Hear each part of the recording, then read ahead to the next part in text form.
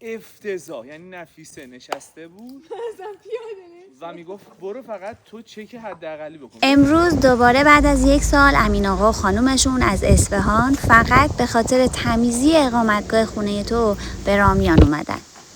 تو این سفرشون بهشون پیشنهاد دادیم که به خاطر گرمای هوا یه شب رو توی ارتفاعات رامیان وسط جنگل بمونیم.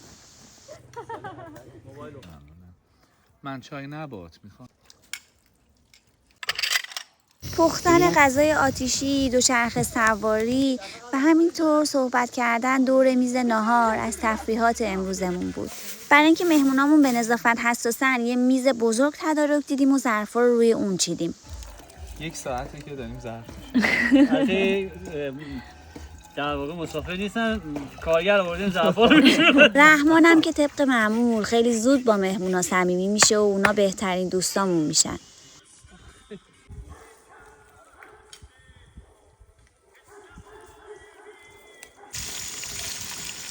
سر خدا که عارف سالک به کس نگفت.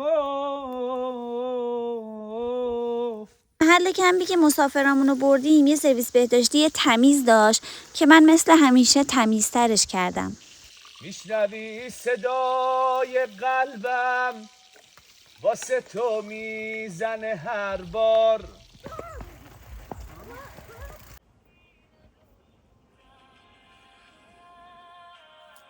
امین آقام که چون کلاسای آشپزی شرکت کرده بود نذاش براشون تحچین کشمش درست کنم و خودش دست به کار شد. جستتو دوست داشتم. اینم از تجربه یه سفر 1 روزه به دل جنگل. اگه دوست داری تجربهش کنی مهمون ما باش.